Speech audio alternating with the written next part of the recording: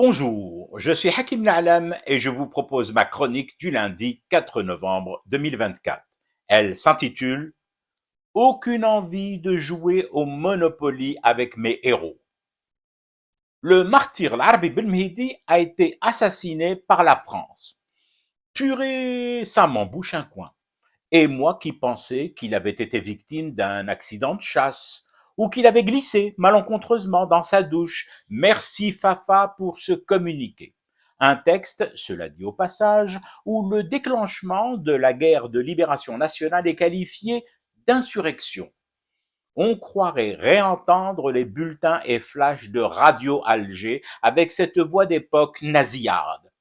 Avis à la population d'Algérie. Une insurrection armée a été menée ces dernières heures en plusieurs zones des départements français d'Algérie. Cette action, fomentée et initiée par une bande de terroristes, ne restera pas impunie. Elle est d'ores et déjà vouée à l'échec. La suite, on la connaît. Du moins, nous, ici, nous la connaissons. Ce qui n'est visiblement pas le cas partout. Du coup, je me demande quelle sera la prochaine étape, celle d'après cette reconnaissance du crime commis sur la personne de Selarbi. Dans le communiqué qui viendra un autre jour, peut-être que Paris reconnaîtra enfin que l'Algérie a arraché son indépendance en 1962. Va savoir.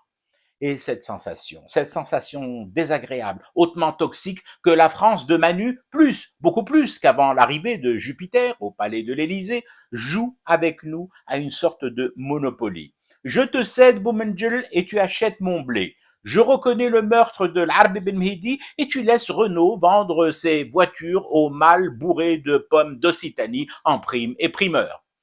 Je ne savais pas que nos héroïnes et héros pouvaient faire l'objet d'un tel jeu. La rue de la Paix est décidément fermée à toute circulation entre nos deux pays. Car que dire de cette démarche qui consiste à parier de faux bifetons sur un tapis de Monopoly en carton dans l'espoir que la DZI va accepter de négocier de manière ludo-immobilière son histoire. Nous ne vendons rien, nous n'achetons rien. Surtout pas le deuil des nôtres que l'on a déclaré un temps suicidé, ensuite assassiné, mais avec une forte atténuation, mettant ce crime sur le dos d'une fraction infime de l'armée française en légère surchauffe et exaltation. À la vérité, elle est là tout entière et plutôt laide, la rente mémorielle. Elle est dans cette manière mercantile et grossière de lâcher des bribes, des fragments de vérité dans l'espoir de regagner l'Algérie, ses marchés et ses richesses, sans avoir besoin pour cela de débarquer à Sidi Fredj. Le penser, même du bout des lèvres pincées et collées les unes aux autres, de Manu, de Bruno et de tous les Zemmour light du palais, eh ben, c'est faire insulte au génie de Ben Mehdi. C'est n'avoir rien, mais alors rien compris du tout à cette foutue âme algérienne. Et je reste mesuré en disant rien compris. Je doute fort qu'un terme comme insurrection, utilisé dans le dernier communiqué, soit la résultante d'une simple incompréhension française, ou d'une maladresse stylistique, ou d'un léger aménagement sémantique. La langue et la sémantique sont des armes, et qualifier le déclenchement de notre guerre d'indépendance d'insurrection participe aussi de ce monopoly infect. Lâcher un peu la laisse, mais pas trop, pour pouvoir la tirer ensuite plus fort. Encore faut-il qu'il y ait une laisse et des chiens prêts à obéir à ce genre de traitement en domestication. Ce n'est pas Ossarès qui a tué Silharbi, c'est la France. Et il faudrait des milliers, des millions de communiqués, un peu mieux léchés tout de même que ce dernier opus scandaleux, pour rendre mémoire juste à nos braves insurgés liquidés, qui dans des grottes enfumées, qui du haut d'un hélicoptère, qui à la serpillière et au détergent, qui à la gégène et qui encore à la guillotine.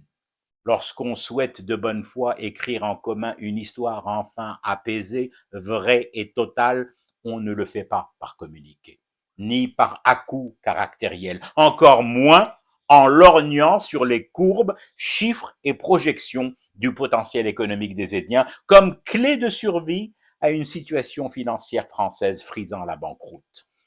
Pour tout dire, l'Arbi Belmehidi ne sauvera jamais le CAC 40. Abadan. Je fume du thé et je reste éveillé. Le cauchemar continue.